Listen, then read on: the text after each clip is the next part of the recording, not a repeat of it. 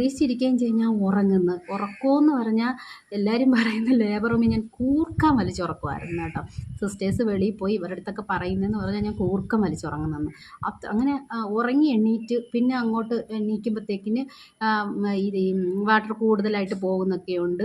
അങ്ങനെ പിന്നെ പെട്ടെന്ന് അപ്പോഴത്തേക്കിന് എനിക്ക് വയറൊക്കെ ടൈറ്റ് ആകാൻ തുടങ്ങി. അപ്പം വാട്ടർ പൊയ്ക്കൊണ്ടിരിക്കുകയല്ലേ, അപ്പം ടൈറ്റ് ആവുന്ന അതൊക്കെ എനിക്ക് അറിയാൻ പറ്റുന്നുണ്ട്. അപ്പം എനിക്ക് ചെറിയ ടെൻഷനല്ല, ഇപ്പം അതിങ്ങനെ പോകുമ്പോഴത്തേക്കിനും പിന്നെ വെയിറ്റ് ചെയ്തിട്ട് കാര്യമില്ല, അതൊക്കെ എനിക്ക് അറിയാൻ പറ്റുന്നുണ്ട്. അങ്ങനെ മാഡത്തിനെ പെട്ടെന്ന് വിളിച്ച് നോക്കുന്നുണ്ട്. പെയിനൊന്നും എനിക്ക് വരുന്നേ ഇല്ല, ഇഞ്ചക്ഷനൊക്കെ ചെയ്തിട്ടൊന്നും പെയിനെന്ന് പറഞ്ഞൊരു സാധനം വരുന്നില്ല. സത്യം പറഞ്ഞാൽ എനിക്ക് ഇപ്പോഴും ഈ ഡെലിവറി പെയിൻ എന്തുവാണെന്ന് അറിയത്തില്ല.